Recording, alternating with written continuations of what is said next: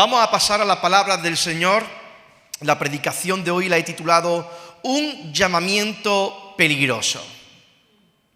Un llamamiento peligroso. Y hoy quiero hablar acerca de un personaje, de un hermano en la fe que ya no está con nosotros, que está en la presencia del Señor, pero que experimentó un llamamiento peligroso. Su nombre es Jeremías, uno de los profetas del Antiguo Testamento.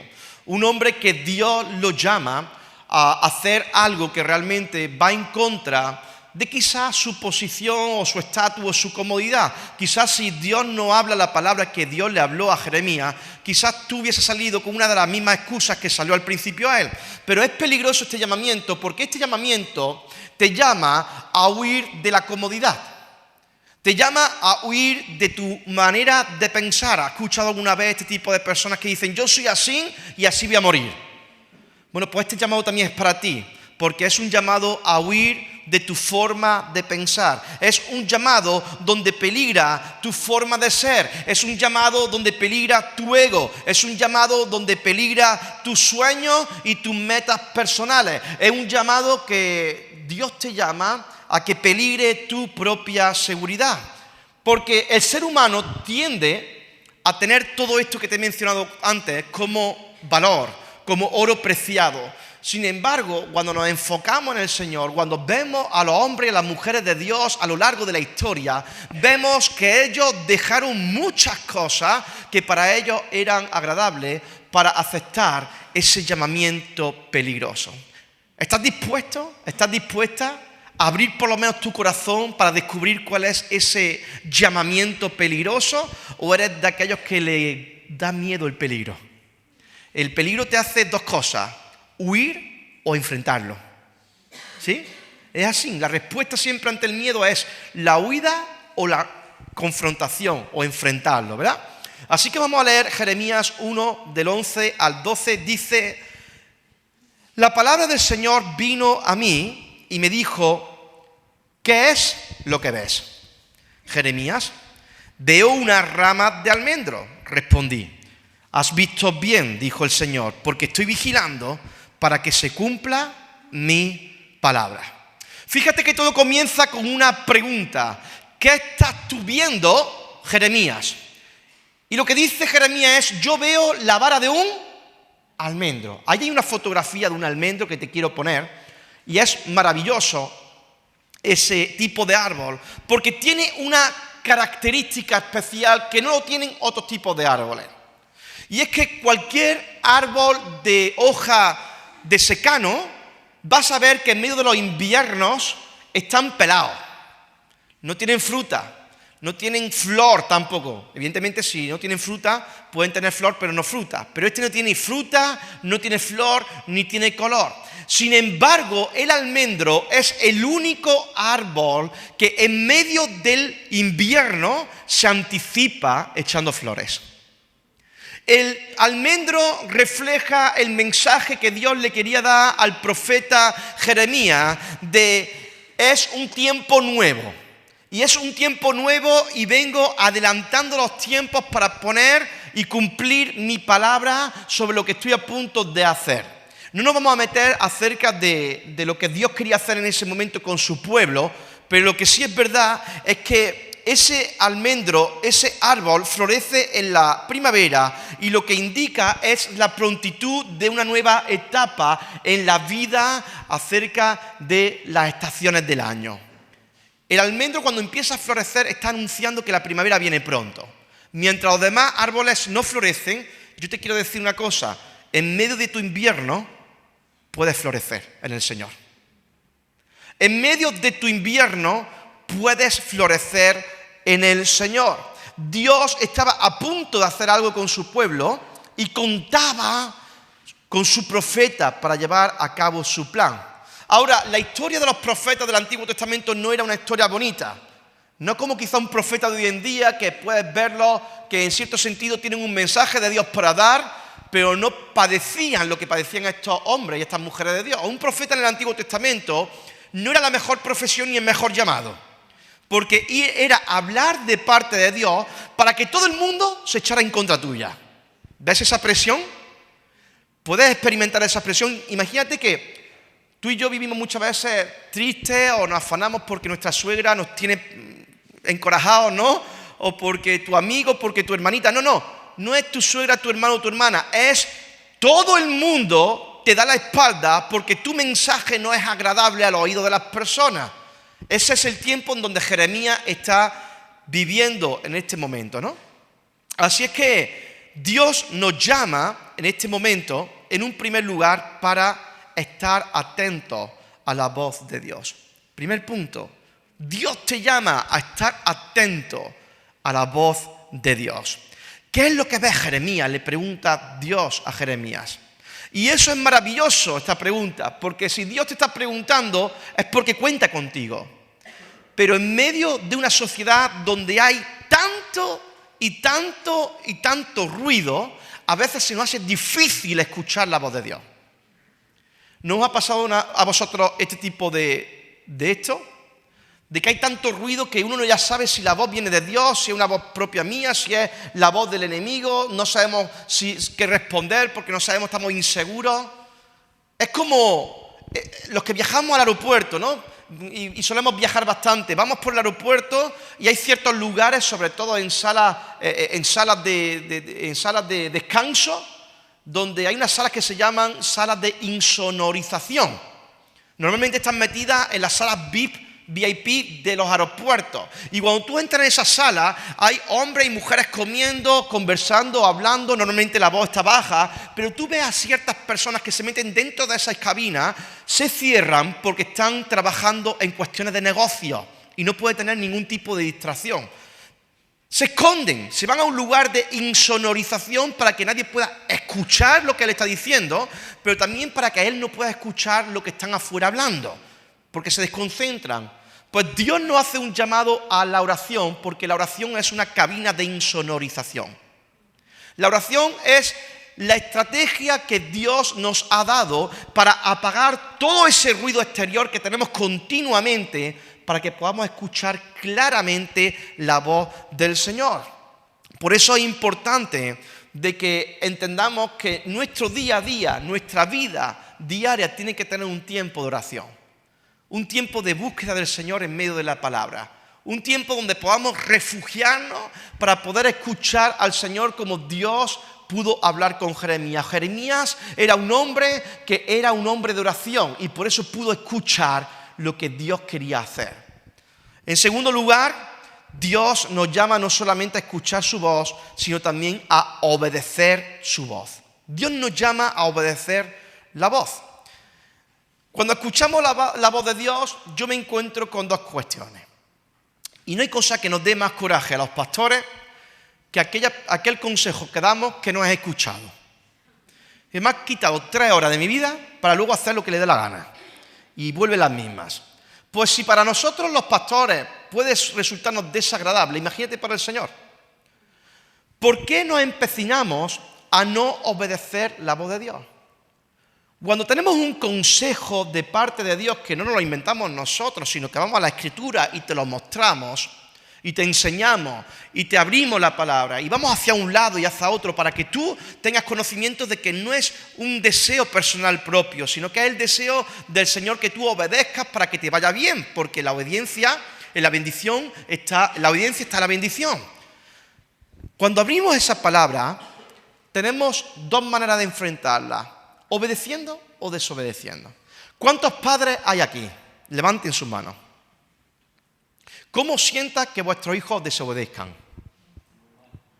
¿Cómo te sientas? Mal, ¿verdad? Cuando nosotros desobedecemos a nuestro Dios como nuestro Padre, también provocamos tristeza en el corazón del Espíritu Santo, dice la palabra, que el Espíritu de Dios se contrista. Pero hoy en día parece como que el que es desobediente es lo atractivo. Esta gente que vive en rebeldía continuamente, que está peleado con la sociedad, que está peleado con la ley de Dios, que está peleado con las normas, que está peleado con todo el mundo, porque se cierra en su banda y pareciera como que ser desobediente es ser guay, es ser popular. Pero la palabra de Dios dice que lo contrario. Dice que el que no se humilla, Dios lo rechaza. Es decir, cuando Dios lo rechaza significa que no estás bajo la cobertura del Padre. No hay cosa peor que estar bajo la cobertura de Dios. Por eso siempre tenemos que tener mucho cuidado hacia dónde van nuestros pies. Hebreos 11:8 dice, por la fe Abraham, cuando fue llamado para ir a un lugar que más tarde recibiría como herencia, obedeció y salió sin saber a dónde iba. Fíjate que Dios llama a Abraham. Abraham, sal de tu tierra, deja tu parentela y vete a la tierra que yo te mostraré. ¿Pero qué tierra es esa, Señor? No te voy a decir dónde vas, simplemente anda. Y eso es incómodo. Comenzar a andar por fe sin saber lo que uno va a llegar a ser es muy incómodo. Yo siempre que voy en el coche suelo ir con el GPS hasta para mi casa. Mi esposa lo sabe, porque me da mucho coraje equivocarme de calle, porque me da mucho coraje el tráfico, porque me da mucho coraje que luego a última hora me diga Susi, que es para la derecha, pero ya me pasé la glorieta. Entonces siempre voy con el GPS, pero Dios dice, mi GPS es el Espíritu Santo. Es el que te guía, es el que te lleva, es el que te dirige. Pero para eso tienes que desarrollar una fe. ¿Por qué obedecemos? Porque tenemos fe de que los planes de Dios son mejores que los nuestros. ¿Por qué obedecemos? Porque sabemos que si Dios nos está marcando una dirección, no es para tirarnos por un precipicio, sino para todo lo contrario, para evitarnos que caigamos en un precipicio. La obediencia es la característica más maravillosa de un cristiano. Es la característica más valiosa del carácter de un cristiano. Es una actitud correcta. Es una actitud que realmente se ve que de una manera u otra, las cosas se están haciendo bien. Mira algo. Yo cuando era pequeño, cuando estudiaba, había unos exámenes que eran exámenes de matemáticas, eran exámenes acerca de lengua, eran exámenes de francés, de cualquier tipo de asignatura. ¿Y tú sabes cómo te evaluaban en el colegio? Te evaluaban de la siguiente manera. Te decían conceptos, procedimientos y actitudes. Conceptos te valoraban un 40%. Procedimientos otro 40%. Y actitudes un 20%. Es decir, tú podrías haber estudiado mucho la teoría, que eran los conceptos, que con máximo podías sacar 4 puntos sobre 10. Luego estaban los procedimientos, que te evaluaban todo lo que tiene que ver con las tareas, los trabajos. Si los presentabas a tiempo, si no los presentabas a tiempo, las tareas, ¿no? Y te podían evaluar otros 4 puntos. Pero las actitudes eran esos comportamientos que tú tenías en clase diariamente. ¿Preguntabas o no preguntabas? ¿Estabas atento o no estabas atento? ¿Estabas mirando cómo entraban los hermanos que han venido a última hora o no estabas entrando a última hora? ¿Cómo estabas de actitud, no? 2 puntos contaba. Sin embargo, en el Evangelio es al revés. Lo que Dios quiere es tu actitud. La actitud. Y una correcta actitud pasa por obediencia. La obediencia te va a llevar a un lugar de bendición, aunque no entienda lo que Dios te está pidiendo. Fíjate que lo que dice este texto es que Abraham comenzó a andar para recibir la herencia que todavía no había recibido. Cuando tú caminas en obediencia, tú estás trayendo las bendiciones para tu vida. Tú estás arrastrando las bendiciones de Dios hacia tu vida. Pero tú cuando caminas en desobediencia, las bendiciones van hacia otro lado, no te van a tocar porque estás en el camino incorrecto. Ahora, dime una cosa. ¿Cuántos de vosotros firmaríais aquí un contrato? ¿Has visto que hoy está de moda firmar contratos para todo, no? Hasta para comprar lápices te firma contratos, ¿no? Ya contratos para todo, firmas para todo, ¿no? Pero ¿cuántos de vosotros firmaríais un contrato donde la cláusula principal sería tu fracaso? Te aseguro que si firmas este contrato, tú serás un fracasado. ¿Cuántos lo firmaríais? Ninguno, ¿verdad? Pues cuando Dios nos llama hacia una dirección, debemos de entender que cuando no obedecemos, estamos firmando un contrato de fracaso. Un contrato de fracaso. Así que Dios nos llama a una dirección clara y debemos ser rápidos y diligentes en obedecer. No vale en procrastinar, un concepto que hemos hablado en diferentes momentos. La procrastinación es, mañana lo haré. Y llega mañana y es, pasado lo haré. Y llega al día siguiente y es, lo haré el día siguiente. ¿Y cuándo te vas a dedicar a consagrarte al Señor? Bueno, ya mañana. ¿Y cuándo vas a servir al Señor? Bueno, ya habrá tiempo. ¿Y cuándo vas a llevar a tu esposa al Corte Inglés? Nunca, ¿no? Ahí dice nunca, ¿no? Siempre es dejar todo para mañana, para mañana, para mañana, para mañana. Y no entendemos que el no contestar rápidamente a la voz de Dios también es desobediencia.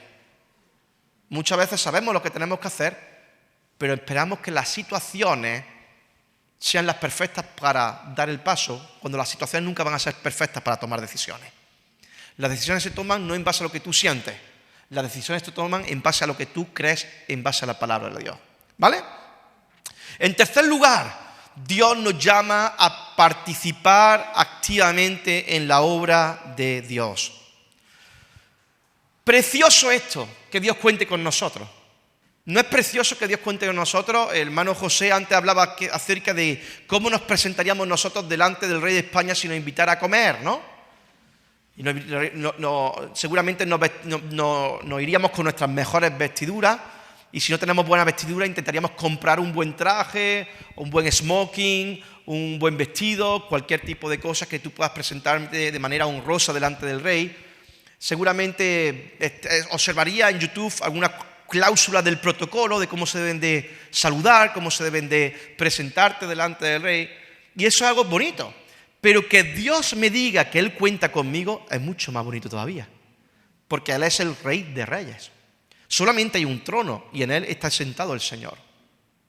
No está sentado el Rey de España, ni el Rey de Inglaterra, antes era reina, ahora es rey, ¿no? Rey de Inglaterra, ni está sentado ningún otro rey. En ese trono está sentado aquel que nos libró a nosotros del pecado y de la muerte, aquel que murió por nuestra salvación. Servirlo a Él tiene que convertirse no en una optativa en nuestra vida, sino en una prioridad en nuestra vida. Jeremías dice algo interesante. Cuando Dios lo llama, dice en Jeremías 1:5 que Dios le dijo a él: antes de formarte en el vientre ya te había elegido, y antes de que naciera ya te había apartado, te había nombrado profeta para las naciones. ¡Wow! ¿Cuánto le gustaría recibir una palabra de Dios así? ¡Wow! Sin embargo, mira la respuesta de Jeremías. Versículo siguiente. Yo le respondí: Señor mi Dios, soy muy joven y no sé hablar. ¿Te suena de algo esto? Hay gente que tiene máster y carreras universitarias en la asignatura de la excusología. Me he inventado la palabra ahora mismo. Son expertos poniendo excusas. O sea, Dios mismo te está diciendo: yo te he elegido, te he puesto como profeta a las naciones. Ay, Señor mío, que soy muy pequeñito y que no sé hablar, pero ¿tú te piensas que esto depende de ti? Si Dios mismo, el que te está llamando, te va a capacitar. Sin embargo, hoy en día vivimos en un mundo tan egoísta que solo pensamos en nosotros. Solo pensamos en nosotros. Solo pensamos en nuestro deseo de ser animados, en nuestro deseo de ser levantados, en nuestro deseo de sentirnos bien, en vivir el placer, en el vivir el día a día. Y mientras pensamos que eso nos está dando autoridad y estamos ganando y estamos disfrutando, nos está haciendo menguar.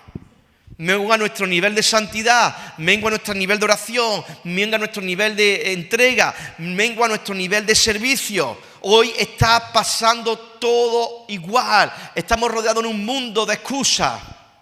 Hace poco alguien me decía: no puedo llegar a la iglesia porque me pilla lejos. Dijo: si tuviera la novia en Pamplona, ibas andando y todo. Tenemos tiempo para lo que le damos valor, para lo que queremos. ¿No? No es que no tengo tiempo para servir, pero tenemos tiempo para estar con TikTok, Facebook, Instagram.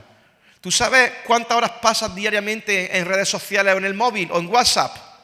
Hay una aplicación que te mide el tiempo. Mejor no la miras porque te va a dar un desmayo, un patarrón.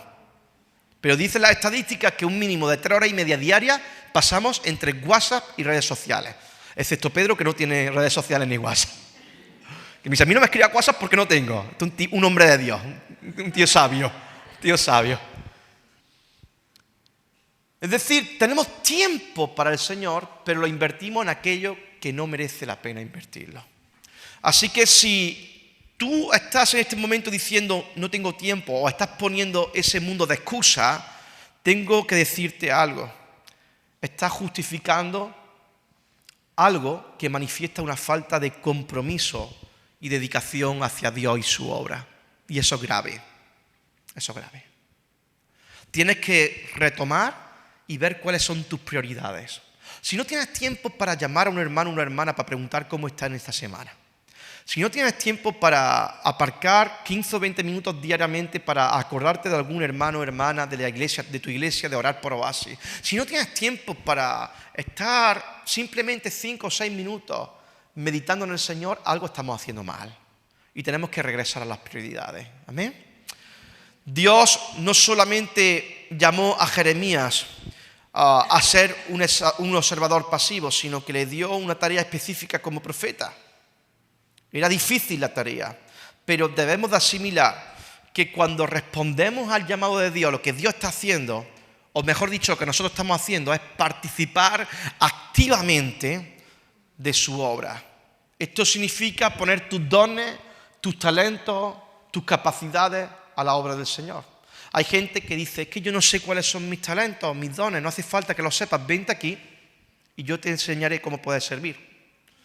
Aquí entre semana hay hermanos que están construyendo, entre semana hay hermanas y hermanos que están limpiando, entre semana hay gente que está haciendo la compra para que el domingo podáis tener los montaditos que se van a comer ahora, que ya estoy pensando en ellos y se me está yendo la predicación para otro lado, ¿verdad? Trini, tú eres la culpable, no yo. Hay gente que está orando, intercediendo con el grupo de María Jesús. Hay hermanos y hermanas que están preparando las lecciones de los niños en sus casas. Hay hermanos y hermanas que están preparándose un estudio bíblico para el viernes. Hay hermanos y hermanas que están preparándose para que todo esté en orden.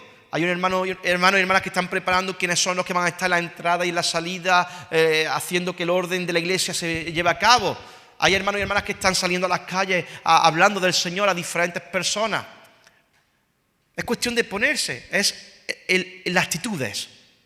En las actitudes necesitamos el 100%, no el 20%. Y por último lugar, en cuarto lugar y último, Dios nos llama a confiar en su fidelidad. Cuando estás triste, cuando estás abatido, ¿tú sabes lo que me ayuda a mí a que esa tristeza o ese desánimo se vaya? Acordarme de lo que Dios hizo en mi pasado y acordarme de lo que Dios quiere hacer en mi futuro. Cuando tú estés triste, no te sientas triste por el presente, porque el presente cambia. El presente cambia, hermano. Recuerda de dónde Dios te libró. Yo sé de dónde Dios me sacó a los 18 años. Y yo sé dónde estaría ahora mismo si Dios no me hubiese tocado en aquel día en un campamento de verano. Recordar de dónde te sacó el Señor y proyectarte en lo que Dios quiere en tu futuro te hace sentir que has sido llamado con un propósito más grande que simplemente vivir el yo y el ahora. Jeremías tenía claro una cosa, que iba a enfrentar desafíos y dificultades en su ministerio profético. Como te dije antes, ser profeta en el Antiguo Testamento es echarse a todo el mundo en tu contra, pero no insultarte, sino quitarte del medio lo antes posible. Y tú y yo tenemos que entender algo, que cuando aceptamos el desafío de servirle al Señor, vamos a encontrarnos delante de dificultades. Pero también hay una promesa que Dios le da a Jeremías en ese mismo capítulo 1, que está en el versículo 19, que dice, pelearán contra ti, pero no podrán vencerte, porque yo estoy contigo para librarte, afirma el Señor. Tú tienes que entender que servir a Dios es enfrentar conflictos continuamente. ¿Conoces algún hombre y alguna mujer de Dios que sirviera a Dios en la palabra que no hubiese tenido conflictos? ¿Me puede decir uno solo?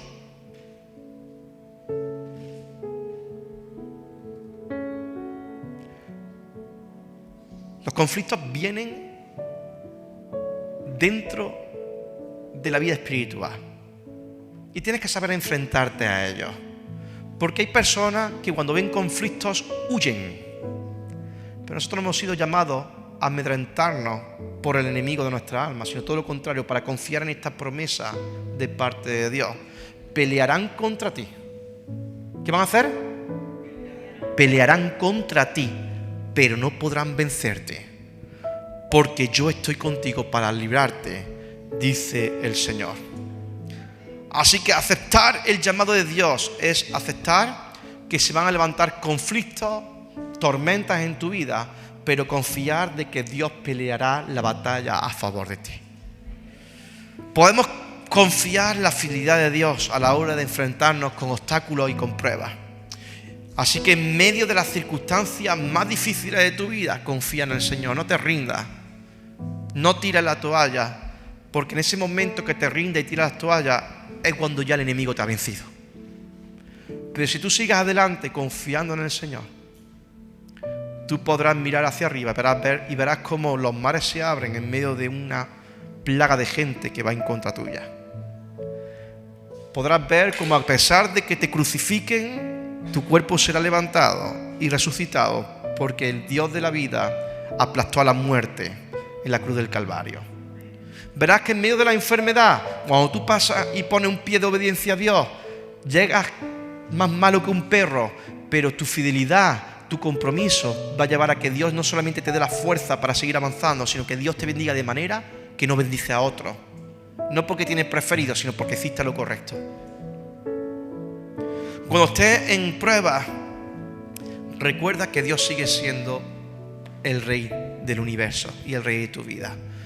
Dios está contigo, pero tú tienes que responder de manera correcta. Si te pongo a contarte toda la historia que a lo largo de la semana escuchamos Sus y yo, te aseguro que te desanimaría muchísimo. A no ser